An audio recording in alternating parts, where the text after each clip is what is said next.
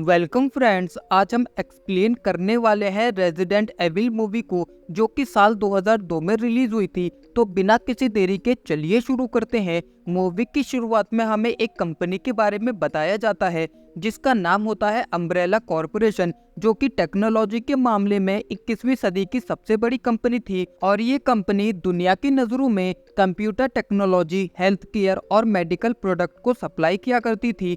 लेकिन सच्चाई यहाँ पर कुछ और ही होती है। दरअसल इस कंपनी के अंदर होते हैं कुछ इलीगल काम, जिसके बारे में खुद इस कंपनी में काम करने वाले एम्प्लॉयज को भी पता नहीं था कि आखिर इस कंपनी की इतनी इनकम कहाँ से हो रही है। वहीं इस कंपनी का मेन काम था जेनेटिक एक्सपेंशन, मिलिट्री टेक्नोलॉजी और वायरल वेपन्स को बनाना। और जैसे ही वेपन्स तैयार होते कि तभी कंपनी उन सभी वेपन्स को ब्लैक मार्केट में बेच देती, जिससे इस कंपनी को काफी मुनाफा होता। वहीं इस कंपनी को पॉलिटिकल और फाइनेंशियल सपोर्ट मिल रखा था, जिस वजह से ये कंपनी अपने सभी प्रोडक्ट को ग्लोबल मार्केट में बेच पाती। और तभी हम इस कंपनी की लैब को देखते हैं, जो कि होती है अमेरिका के रैकून सिटी में, जहां हम एक आदमी को देखते हैं जो कि उस लैब में टी नाम के एक वायरस की कुछ ट्यूब्स को एक सूटकेस में डालकर वहां से जाने लगता है। और जाते जाते वो एक टी वायरस की ट्यूब को वहीं तोड़ देता है, और उस ट्यूब के टूटते ही उस ट्यूब के अंदर मौजूद वायरस हवा के जरिए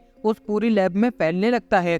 वहीं लैब में मौजूद डॉग्स को जब उस वायरस की स्मेल मिलती है तो वो काफी जोर जोर से भौंकने लगते हैं। और तभी हमें पता चलता है कि उस पूरी लैब के सिक्योरिटी सिस्टम को रेड क्वीन नाम की एक एआई सुपर कंप्यूटर कंट्रोल करती थी। और जैसे ही उस लैब के कुछ एम्प्लॉय जब लिफ्ट से ऊपर की तरफ जा रहे होते हैं कि तभी रेड क्वीन को पता चलता है कि किसी ने उस टी वायरस की एक ट्यूब को उस लैब में गिरा दिया है, जिस वजह से वो वायरस उस लैब में फैलने लगा है। और अब सिक्योरिटी को देखते हुए रेड क्वीन उस लैब से बाहर निकलने के सभी दरवाजों को लॉक कर देती है, और तभी वो लिफ्ट भी बंद हो जाती है। वहीं लैब में काम करने वाले एम्प्लॉयज को कुछ भी समझ नहीं आ रहा था कि आखिर यहाँ क्या हो रहा है।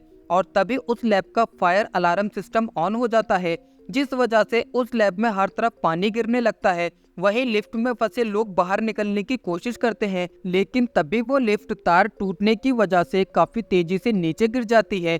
वही रेड क्वीन, जो कि उस वायरस को उसी लैब में रखना चाहती थी, इसलिए वो उस पूरी लैब में एक जहरीली गैस को छोड़ती है, जिस वजह से उस लैब में मौजूद सभी लोगों की जान चली जाती है। जिसके बाद सीन शिफ्ट होता है एलिस नाम की एक लड़की पर, जो कि बेहोश होती है। और उसे जैसे ही होश आता है तो वो देखती है कि उसे उसके बारे में कुछ भी याद नहीं है कि आखिर वो कौन है और उसका नाम क्या है, साथ ही ये जगह कौन सी है और वो यहाँ क्या कर रही है। जिसके बाद वो नीचे आकर उस पूरी जगह को देखने लगती है, और तभी वो एक दूसरे रूम में आकर कुछ ड्रॉर्स को ओपन करती है, और तभी उसे एक ड्रॉर में काफी सारी गन्स दिखाई देती हैं, जिन्हें देखकर वो थोड़ा घबरा जाती है। जिसके बाद उसकी नज़र एक फोटो पर जाती है जिसमें वो एक आदमी के साथ होती है, और तभी उसे महसूस होता है कि शायद कोई उसके आसपास है। और वो जैसे ही आगे बढ़ती है कि तभी एक आदमी पीछे से आकर उसे पकड़ लेता है और उससे कहता है कि इससे पहले कि वो लोग यहाँ आए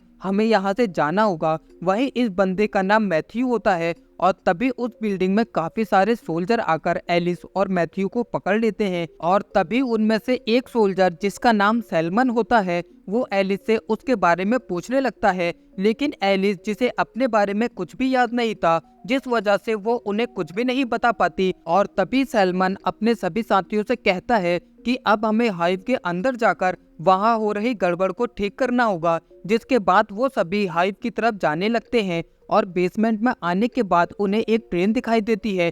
जिसके बाद वो सभी उस ट्रेन के अंदर आ जाते हैं, और तभी कैप्लिन नाम का एक सोल्जर उस ट्रेन को चालू करता है। जिसके बाद वो सभी हाइव की तरफ जाने लगते हैं, और थोड़ी दूर जाने पर जैसे ही वो ट्रेन का दरवाजा खोलते हैं कि तभी उन्हें वहां एक आदमी मिलता है जिसका नाम होता है स्पेंस। और जैसे ही स्पेंस को होश आता है तो वो उससे उसके बारे में पूछने लगते हैं, लेकिन स्पेंस को भी अपने बारे में वहां पर कुछ भी याद नहीं था। और अब वो सभी उस ट्रेन से निकलकर उस लैब की तरफ जाने लगते हैं। लेकिन तभी एलिस सैलमन से पूछती है कि तुम कौन हो और तुम हमें यहाँ क्यों लेकर आए हो, और आखिर यहाँ चल क्या रहा है, और ये हाइव क्या चीज है। जिस पर सैलमन एलिस को बताता है कि यहाँ मौजूद सभी सोल्जर और साथ ही तुम हम सभी अम्ब्रेला कॉर्पोरेशन के लिए काम करते हैं और तुम इस जगह की सिक्योरिटी हेड हो। वहीं ये हाइव जो कि एक काफी बड़ी बिल्डिंग है उसे रकून सिटी के नीचे बनाया गया है और साथ ही इस बिल्डिंग के अंदर मौजूद लैब में लगभग 500 से ज्यादा एम्प्लॉय काम करते हैं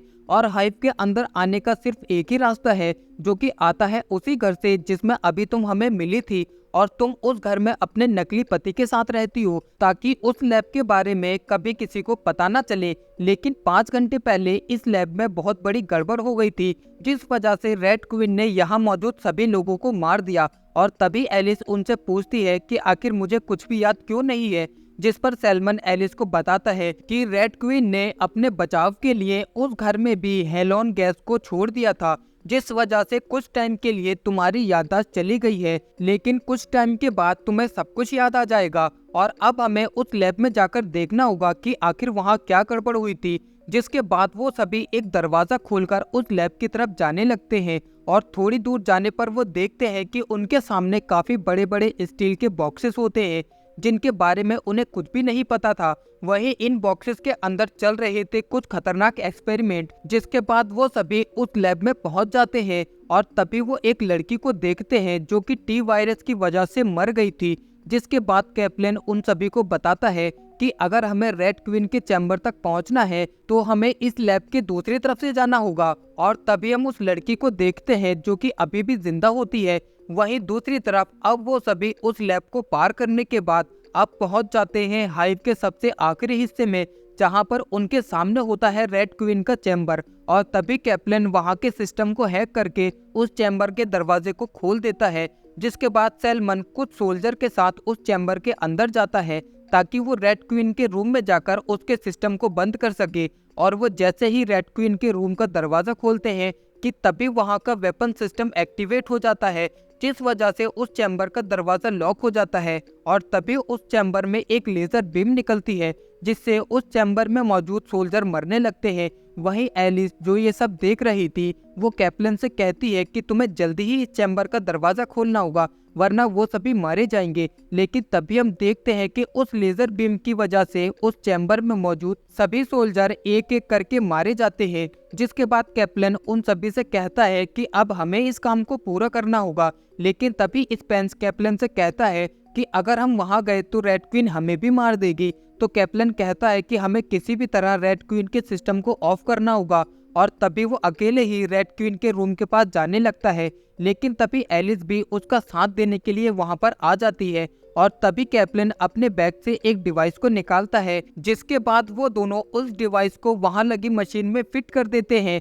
और जैसे ही कैप्टन रेड क्वीन के सिस्टम को ऑफ करने वाला होता है कि तभी रेड क्वीन का एक होलोग्राम उनके सामने आता है जहां पर रेड क्वीन उनसे कहती है कि अगर तुमने मेरा सिस्टम ऑफ कर दिया तो तुम सब भी यहाँ पर मारे जाओगे क्योंकि उस वायरस की वजह से यहाँ पर जितने भी लोग मौजूद थे वो सभी अब ज़ॉम्बी बन गए हैं। लेकिन कैप्टन को रेड क्वीन की बातों पर यकीन नहीं था और तभी वो उसके सिस्टम को ऑफ कर देता है और उसका ऐसा करते ही उस लैब में मौजूद सभी दरवाजे एक एक करके खुलने लगते हैं।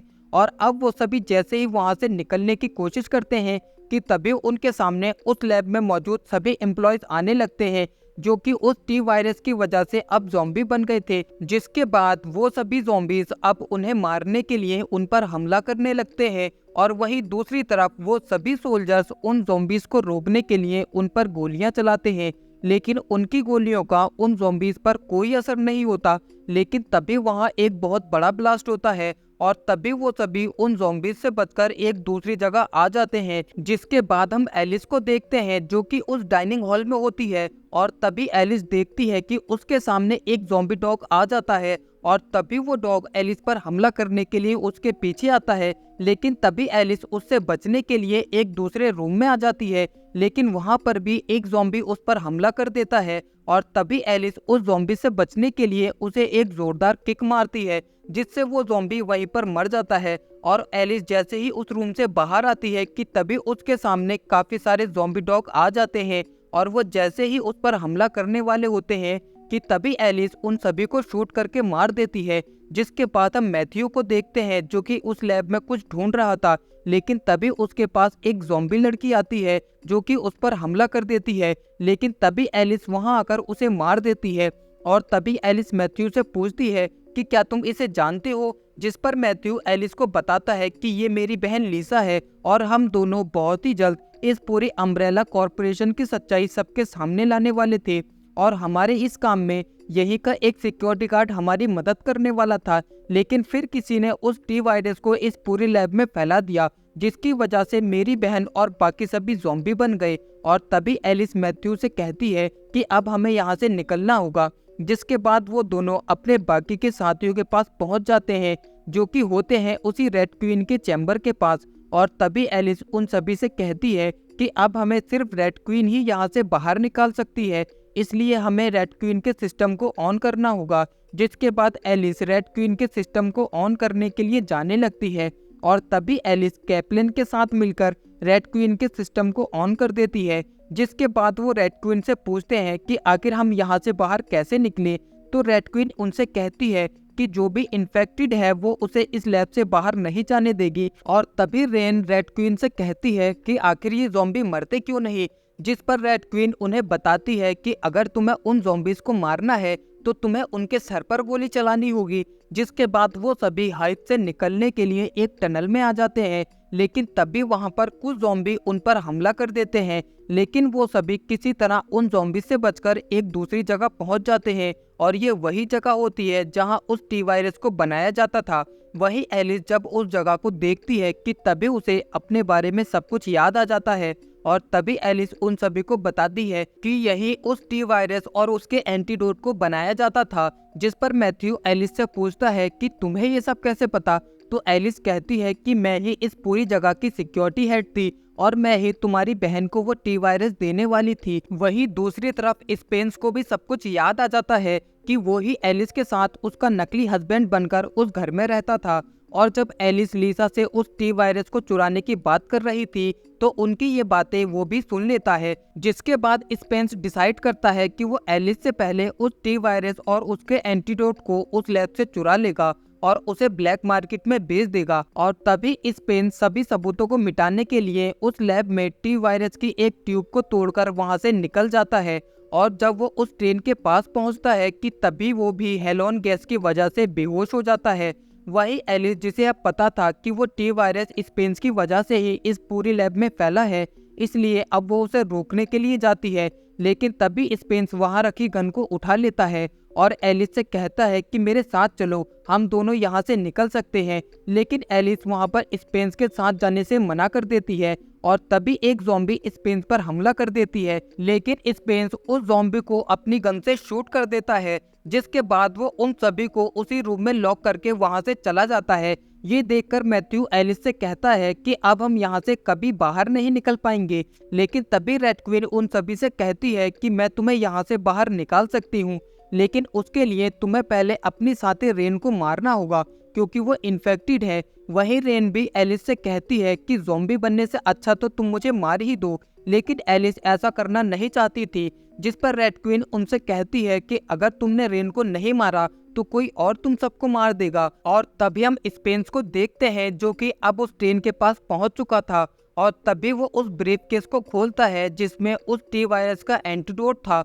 और वो जैसे ही उस एंटीडोट को अपनी बॉडी में इंजेक्ट करने वाला होता है कि तभी वहां एक बहुत बड़ा क्रिएचर आ जाता है जो कि स्पेंस को देखते ही उस पर हमला कर देता है। वही रेड क्वीन एलिस और मैथ्यू को भी ये सब दिखा रही थी, जिसके बाद वो उनसे कहती है कि उस क्रिएचर को यहाँ तक पहुँचने में ज़्यादा टाइम नहीं लगेगा और अगर तुम अपनी जान बचाना चाहते हो तो तुम्हें अभी रेन को मारना होगा। और जैसे ही एलिस रेन को मारने के लिए एक कुल्हाड़ी को उठाती है कि तभी वो रेन को मारने की बजाय वहां लगी स्क्रीन को तोड़ देती है और तभी वो दरवाजा खोलता है। जिसके बाद वो देखते हैं कि कैप्लिन अभी भी जिंदा है और उसी ने वो दरवाजा खोला है। वहीं कैप्लिन उन्हें बताता है कि उसने रेड क्वीन के सिस्टम को खराब कर दिया है। जिसके बाद वो सभी वहां से निकलकर उस ट्रेन के पास पहुंचते हैं और एलिस जैसे ही उस सूटकेस को लेने के लिए जाती है कि तभी स्पेंस, जो कि अब ज़ॉम्बी बन चुका था, वो उस पर हमला करने की कोशिश करता है। लेकिन तभी एलिस अपनी कुल्हाड़ी से स्पेंस को वहां पर मार देती है। जिसके बाद वो सभी उस ट्रेन में बैठकर हाइव से बाहर जाने के लिए निकल जाते हैं। लेकिन तभी वो क्रिएचर वहां आकर उन पर हमला कर देता है, जिसमें वो सबसे पहले कैप्लन को अपना शिकार बनाता है और तभी वो उस ट्रेन के अंदर आ जाता है। वहीं एलिस उसे अपनी गन से शूट करती है, लेकिन एलिस की गोलियों का उस क्रिएचर पर कोई असर नहीं होता और तभी वो क्रिएचर एलिस पर ही हमला कर देता है। वहीं मैथ्यू उस क्रिएचर को रोकने के लिए उसके ऊपर काफी सारे पाइप से हमला करता है और तभी एलिस एक पाइप को उस क्रिएचर की जेब के आर पार कर देती है, जिसके बाद एलिस मैथ्यू से उस ट्रेन के दरवाजे को खोलने के लिए कहती है।